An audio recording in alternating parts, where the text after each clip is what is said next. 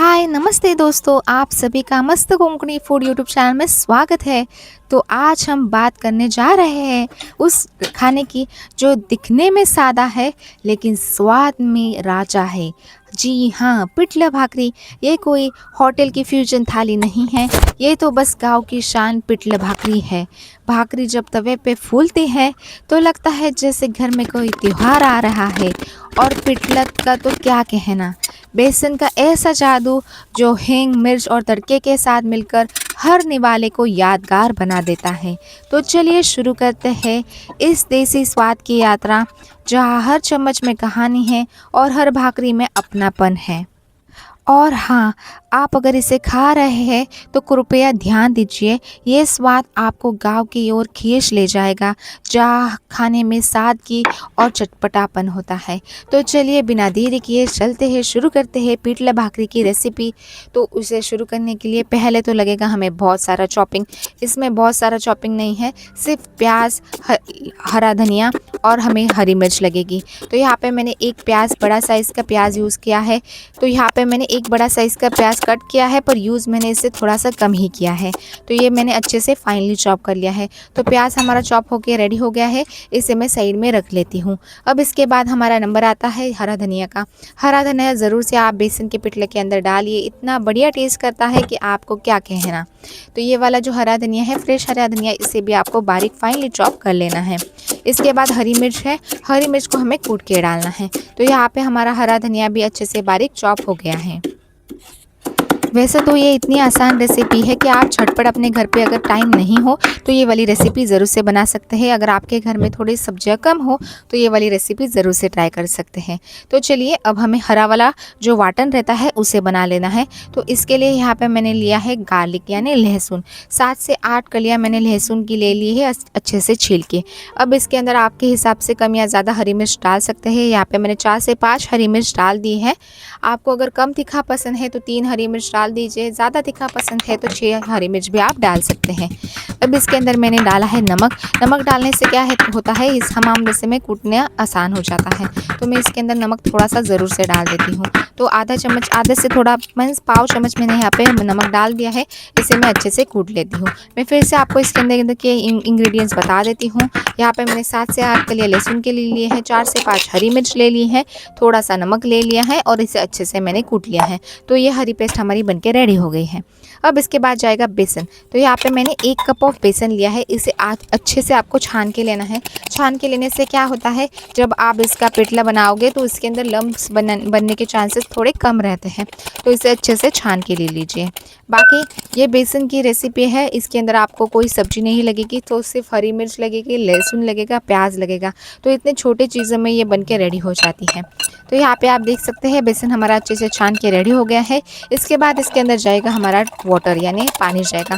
तो 1 कप बेसन के अंदर मैंने 1 कप पानी डाल दिया है अभी के लिए। इसके बाद हम जब पकाएंगे तो इसके अंदर और थोड़ा पानी जाने वाला है। तो अब इसके अंदर मैंने पानी थोड़ा थोड़ा करके डालिए, फिर मिक्स करिए, थोड़ा कर डालिए, फिर मिक्स करिए। आपके पास बीटर है तो बीटर से इसे मिक्स कर लीजिए। अब क्या करना है, तड़का देना है। तो तड़का देने के लिए यहाँ पे मैंने कढ़ाई गरम करने रख दी है। कढ़ाई गरम होने के बाद इसके अंदर मैंने तेल डाल दिया है। 2 से 3 चम्मच अच्छे से तेल डाल दीजिए। तेल डालने के बाद इसके अंदर आपको डालनी है राई यानी मस्टर्ड सीड्स।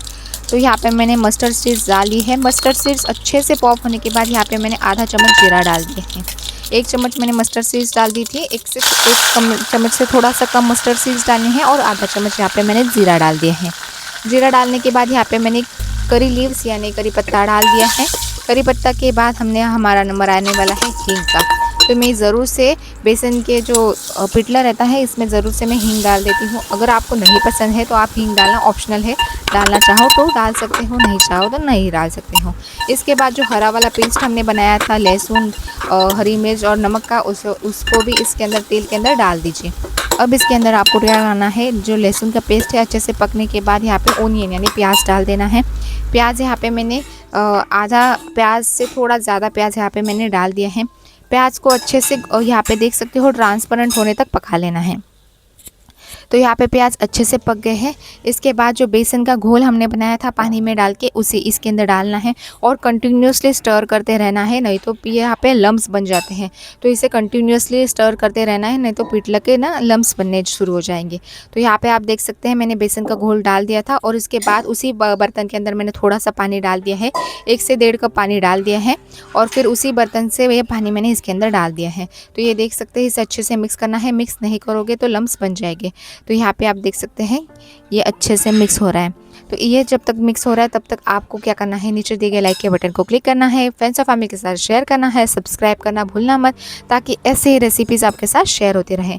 बाकी इसके ऊपर मैंने थोड़ा सा हरा धनिया डाल दिया है और इसे अच्छे से 8 से 10 मिनट तक पकने देना है, तब तक कि बेसन का कच्चा स्वाद ना निकल जाए। और इसके बाद आपको थोड़ा सा टेस्ट करना है, टेस्ट में अगर कम ज़्यादा नमक लगे तो नमक इसके अंदर थोड़ा इंक्रीज़ कर सकते हैं। बाकी तेल के तड़के के अंदर आप चाहे तो हल्दी भी डाल सकते हैं, मैंने यहाँ पे हल्दी नहीं डाली है। आप चाहे तो ज़रूर से इसके अंदर हल्दी भी डाल सकते हैं, तो थोड़ा सा और येलोइश कलर आ जाएगा। तो ये देख सकते हैं पिटला अच्छे से मिक्स करते हुए हम इसे पका लेना है। बाकी इसे मैं 8 से 10 मिनट तक अच्छे से पका लेती हूँ, ताकि ये अच्छे से बेसन का कच्चा स्वाद निकल जाए और टेस्ट में और बढ़िया बन जाए।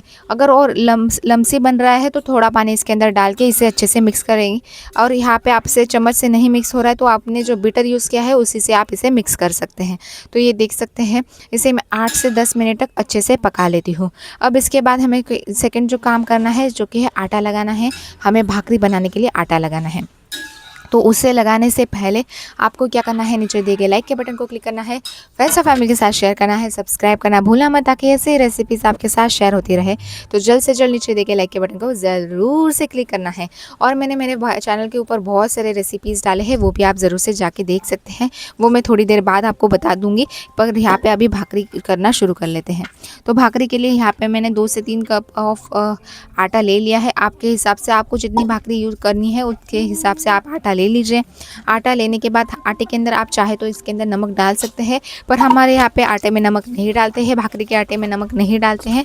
तो यहाँ पे मैंने आटे में नमक नहीं डाला है।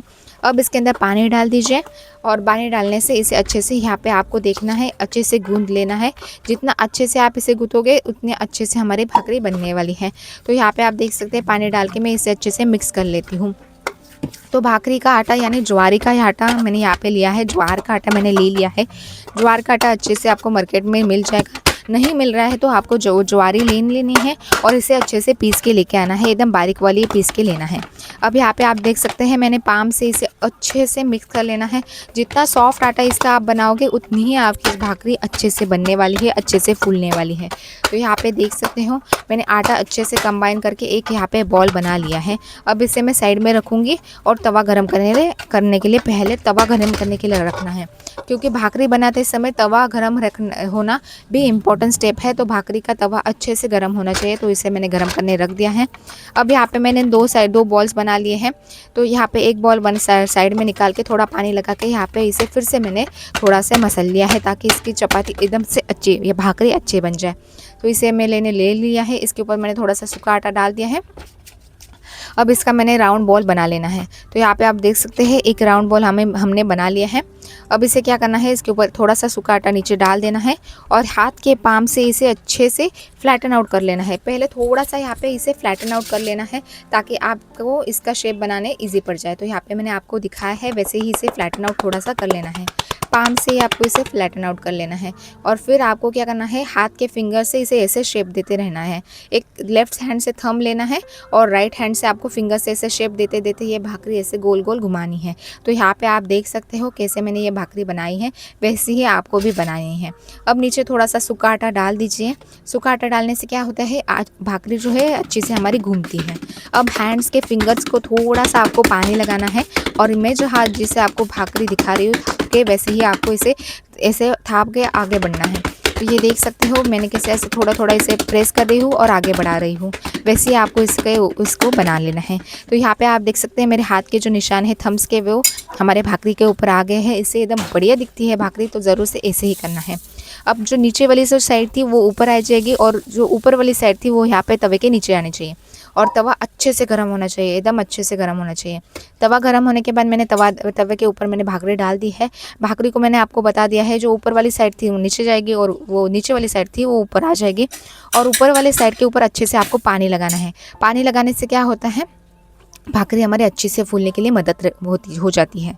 तो अच्छे से थोड़ा सा ऊपर से पानी वो ना सूख जाता है तो कलर चेंज हो जाता है, तभी आपको भाकरी पलटनी है। तो मैंने अभी आपको दिखाई, कलर चेंज हो गया था तो मैंने भाकरी पलट ली थी। अब भाकरी पलटने के बाद दूसरी साइड से भी अच्छे से उसे पका लेना है। तो दूसरी साइड से भी अच्छे से 2 से 3 मिनट तक पका लेना है। वो दूसरी साइड से भी अच्छे से कलर चेंज हो जाएगा, जो कच्चा कलर रहता है वो निकल जाएगा और पूरी तरीके से कलर चेंज हो जाता है। तो मैं आपको दिखा दूँगी। तब तक आप यहाँ तक आए हैं तो वीडियो ज़रूर से पसंद आए तो वीडियो को क्या करना है, लाइक करना है, फ्रेंड्स और फैमिली के साथ शेयर करना है, सब्सक्राइब करना भूलना। और मुझे एक चीज़ याद आ गई है कि मैंने मेरे चैनल के ऊपर बहुत सारे वीडियोस डाले हैं, दिवाली रेसिपीज़ डाली है और स्नैक्स डाला है और दाल खिचड़ी की रेसिपी डाली है, कांदा भजी की रेसिपी को तो आप सभी को बहुत पसंद आ रही है। तो ज़रूर से नीचे दिए गए डिस्क्रिप्शन में जाके देख लीजिए, नहीं तो मेरे चैनल के ऊपर जाके ज़रूर से देखना है। बहुत बढ़िया रेसिपीज़ बनाई हैं, ज़रूर से जाके देख लीजिए। बाकी यहाँ पे आप देख सकते हैं मैंने भाकरी पलट ली है। पलटने के बाद ये फूलने लगती है। पलटने के बाद आपको इसे डिस्टर्ब नहीं करना है, वो ऑटोमेटिकली फूलने लग जाएगी।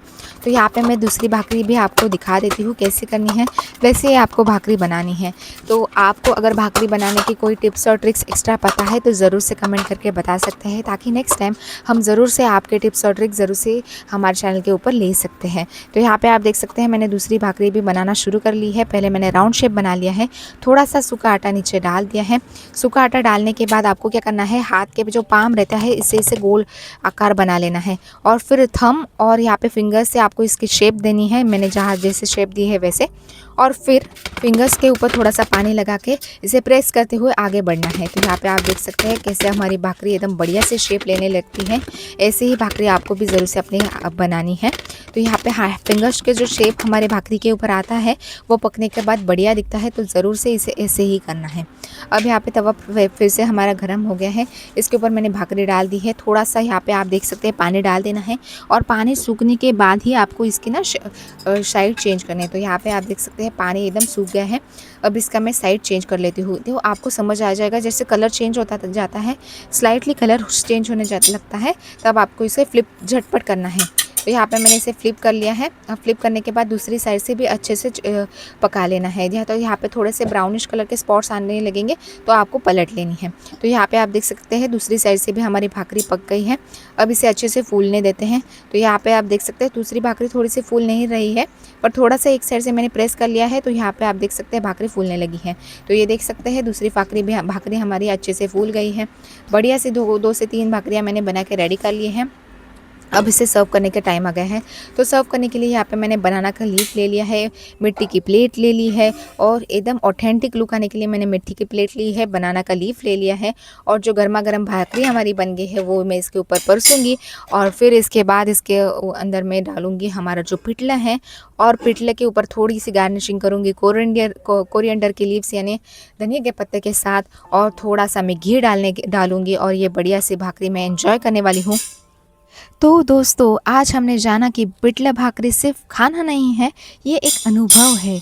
ये वो स्वाद है जो दादी के हाथ से शुरू होता है और दिल तक पहुंचता है।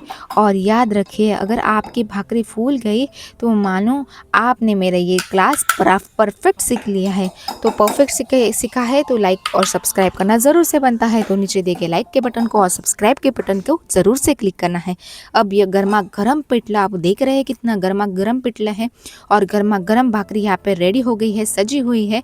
इसके ऊपर मैं थोड़ा सा धनिया का पत्ता डालूंगी, थोड़ा सा मैं घी डालने वाली हूँ। अगर आपको घी डालना पसंद नहीं है तो ऑप्शनल है, घी चाहे तो आप डाल सकते हैं, अगर पसंद नहीं है तो मत डालिए। बाकी मैं इसके ऊपर थोड़ा सा घी ज़रूर से डालती हूँ और ये मैं भाकरी एंजॉय करने वाली हूँ।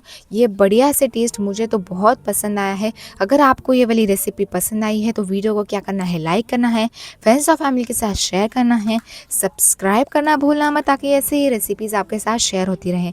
बाकी बहुत सारे लोग सब्सक्राइब कर रहे हैं, उनके लिए बड़ा सा थैंक यू। और जो सब्सक्राइब नहीं कर रहे हैं, कोई बात नहीं, थोड़ी दिनों बाद आपको ये मेरा चैनल पसंद आ जाएगा, तब आप ज़रूर से सब्सक्राइब कर दीजिए। बाकी बहुत सारे व्यूअर्स यहाँ पे हमारे वीडियोस देखते हैं, तो नीचे दिए गए लाइक का बटन तो ज़रूर से क्लिक करना है, एकदम फ्री है, ज़रूर से क्लिक कर दीजिए।